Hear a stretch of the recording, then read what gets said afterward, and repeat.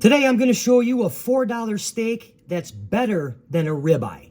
It's known as a boneless short rib, the hidden gem of the beef cuts, and the fourth most tender cut from a steer, the Denver steak. All right, good morning, good afternoon, I welcome you. All right, the Denver cut, or the Denver steak. This is probably the most underestimated cut of steak, okay? It's a cross between a strip steak and a ribeye. Where does it come from? I don't know, you tell me. It comes from the shoulder of the steer, the chuck. And what the butcher does is removes the blade muscles and the blade eye, giving you this boneless, basically it's a boneless short rib, all right? All right, so we got our Denver steak ready to go here. And what we're gonna do is we're just gonna season it with some salt and some black pepper. All right, both sides. And the name actually came from, it was just a marketing tactic or marketing ploy to get people to buy it. They think the name Denver steak is actually a lot better than being called, I don't know, a shoulder steak or whatever other name they wanted to come up with. All right, now we got our steak seasoned. Let me show you how cheap these are. So here's the package I get from my local grocery store up here in New England, okay? You get a 2-pack for $8.50, all right? These are about, $4.25 each. It's a great price.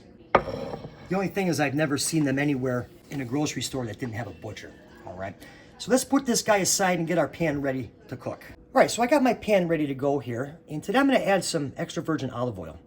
I actually had a viewer comment on one of my videos, something to the effect of, how can you get a really good sear with olive oil? Can you use vegetable oil or something like that? Well, the answer is yes, you can use any oil you want. Granted, vegetable oil has a higher smoke point than olive oil, but as long as you have a really hot pan, okay, you're gonna get a good sear with olive oil or any oil you use.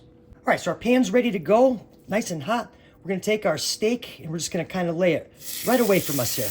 Give it a little press. This steak is not gonna take long to cook because the butcher actually cut this one a little thinner than what they normally would. I'm gonna say probably 2 to 4 minutes per side. All right, so it's been about 4 minutes. Let's give this guy a flip right here. We're gonna go this side here. Got a really nice sear on that. Oh yeah. We'll let this side go for a couple minutes. All right, so it's been a couple minutes. I'm just gonna move the steak here and turn my pan down because we're cooking in a cast iron. It gets really hot. Let's go old school today. Let's have some fun. We're gonna drop in some butter, and some rosemary, and some garlic. That butter melt and get all that fun stuff right in there. Now we baste.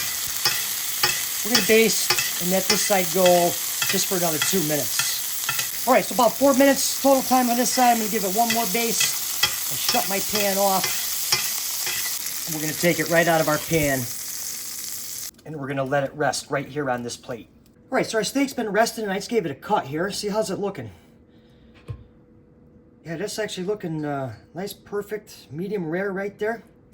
Absolutely amazing. You will never buy a ribeye ever again. And for another really, really good video, be sure to watch the video that's on your screen right now, and I'll see you right over there.